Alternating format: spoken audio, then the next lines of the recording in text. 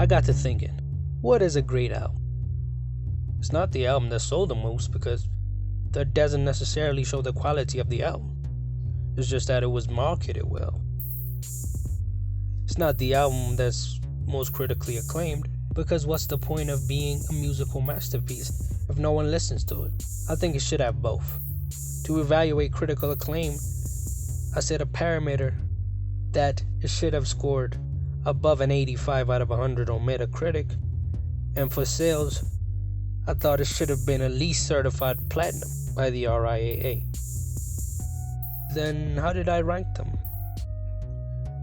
I used their Metacritic score plus 4 times the number of platinum certifications. For example, Billie Eilish's When We All Fall Asleep, Where Do We Go would have an 82 plus 4 times 4, which would be a 98. But this album doesn't qualify to be on this list because it has less than 85 Metacritic score.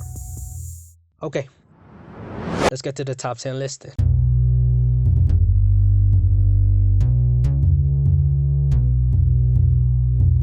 Dua Lipa, Future Nostalgia. The 80s pop resurgence of the late 2010s and early 2020s showed the timelessness of that sound. The album that truly encapsulated that sound was 2020's Future Nostalgia. Released smack dab in the middle of a global pandemic, it was the only escape from reality for many people. Stuck in lockdown, the feel-good, upbeat sound of the album was a stark contrast to the time it was released in. Groovy songs like Don't Start Now and Levitating are sure to be nostalgic in a couple of years, hence the title. This album is highly rated by the critics, as it scored an 88 on Metacritic, and Fantano gave it this. So I'm feeling a decent to strong 7 on this one. As for his commercial performance, it was certified platinum by the RIAA. Taylor Swift, Folklore. The 2020 quarantine meant that everyone was stuck doing their work from home. Taylor Swift was no different in that she wrote and recorded the whole entire album from her home in LA with help from Aaron Dessner and Jack Antonoff. The ambiance of the music properly captures the mood of the time.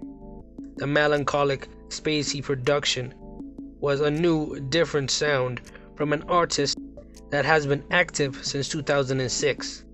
It is amazing that she released an album that is regarded as one of her best this far into her career. The album has amazing songs like Betty, Exile with Justin Vernon of Bon Iver, and of course the single Cardigan. Folklore is a critically acclaimed album, scoring an 88 on Metacritic, and Fantano gave it this. Feeling a light 7 on this one. And commercially, it was certified platinum by the RIAA. KACEY Musgraves, The Golden Hour.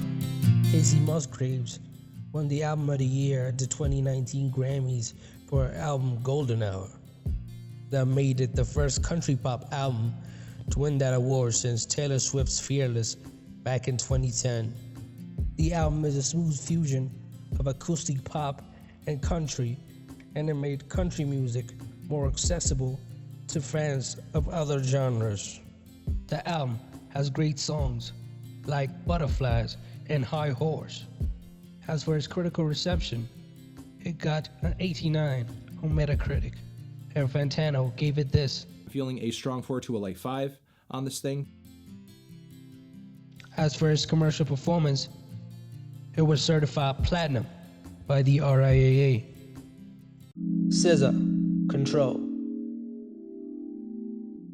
A unique voice always grabs our attention initially, but the quality of the content keeps us coming back for more. SZA's Control has both, as it crams a rap album amount of content into an R&B classic. It is an honest portrayal of a girl in her 20-somethings drowning in her insecurities and relationships and generally in life. It has amazing songs like the Side Chick Anthem, The Weeknd, and the Pussy Anthem, Doves in the Wind. It is a critically acclaimed album, as it scored an 86 on Metacritic, and Fantano gave it this. Feeling a decent strong 7 on this thing. And commercially, it was certified 2 times platinum by the RIAA. Ariana Grande, Thank You, Next. Breakups have always been a great inspiration for great songs and great albums. After ending a series of high-profile relationships, Ariana's next move was to make a truthful and mature moving on album, Thank You, Next. It explores many sounds like R&B, pop, and even trap on the mega successful track 7 Rings. It was a change to Ariana's album cycle as she got on the rapper album schedule by dropping it shortly after her 2018 album, Sweetener. It is a critically acclaimed album, as it scored an 86 on Metacritic, and Fantano gave it this. I'm feeling a light to decent 8 on this thing. Commercially, it was certified 2 times platinum by the RIAA. Kendrick Lamar, To Pimp a Butterfly. Kendrick continued his streak of classic albums with their jazz and funk influenced impactful hip-hop album, To Pimp a Butterfly, in 2015. It is a dense and complex album that touches on racial issues, survivor's remorse, self-love, self-hate, and the downsides of fame and money. It is a soulful, conscious album which incorporates a live band and needs multiple listens to decipher the deeper message in it. It has masterful songs like The Black of the Berry, The Heartbreaking You, and Mortal Man, which is a closer to the album in which he interviews the late, great Tupac Shakur. It is one of the most critically acclaimed albums of all time, as it scored a 96 on Metacritic, and The Melon scored it this. I'm feeling a 10 on this record. Yeah. As for his commercial performance, it was certified platinum by the RIAA. Kendrick Lamar, Good Kid, Mad City. This is the first studio album by Kendrick Lamar, as it details the story of a young Kendrick growing up in the dangerous hoods of Compton, a good kid growing up in a mad city. It is set up as a short film. It starts with a cold open where Kendrick meets his love interest. Next is the title sequence, then the story. The story is guided by the skits at the end of the tracks, and the songs are the best examples of storytelling in hip-hop. They work in the context of the album and can also be enjoyed as a standalone track. It has the banger, Backseat Freestyle, the core of the album, Good Kid, Mad City, and the amazing 12-minute closer to the story, Sing About Me, I'm Dying of Thirst. It is a critically acclaimed album, scoring a 91 on Metacritic, and Fantano scored it this. I'm pretty much feeling a light to decent 9 on this album. As for his commercial performance, it was certified 3 times platinum by the RIAA. Beyonce, Lemonade. After the 2014 Met Gala, a video surfaced of Beyonce's sister Solange hitting Jay-Z in an elevator. The incident fueled speculation of infidelity in Beyonce and Jay-Z's marriage. Both of them never addressed these allegations until Beyonce's 2016 album, Lemonade. It is a personal album that touches on infidelity, police brutality, and forgiveness in a concise manner. It incorporates R&B, country, reggae, and even hard rock into a conceptual masterpiece. It was accompanied by visual representation for each song on the album. This album includes great songs like Hold Up, Sorry, and the single Formation. The critics loved this album, as it scored a 92 on Metacritic, and Fantano gave it this. I'm feeling a strong 8 on this record. Lemonade sold a lot of records, as it was certified 3 times platinum by the RIAA. My Beautiful Dark Twisted Fantasy. After the 2009 VMA incident, Kanye West was public enemy number 1. That made him shy away from society, secluded in Hawaii, to make one of the best albums of the 2010s. This album examines the big ego that is Kanye West and tells us the pitfalls of fame. He started the rollout of this album by releasing new songs each week online for free. The album is hip-hop perfection as it has great content, great instrumentals, and great raps. It has anthems like All of the Lights and Power and timeless classics like Runaway. It is largely adored by critics as it got a 94 on Metacritic, and Fantano scored it this.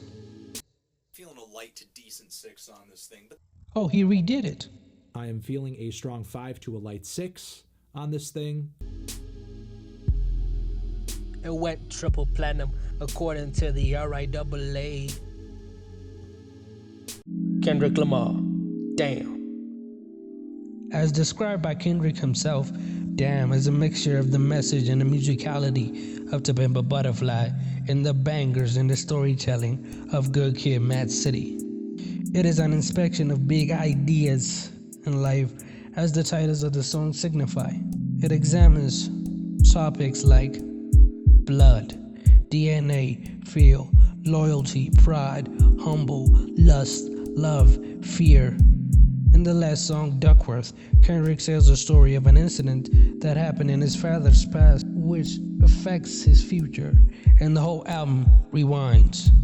Some people have interpreted that to mean that the album is supposed to be played backwards. This album has hits like Humble, DNA, and Love, and the impeccable song Fear. Damn is revered by critics as it scored a 95 on Metacritic. Anthony gave My Beautiful Dark Twisted Fantasy a 6. Fantano gave it this. I'm feeling a decent to strong 7 on this record. It was a commercially successful album as it was certified 3 times platinum by the RIAA.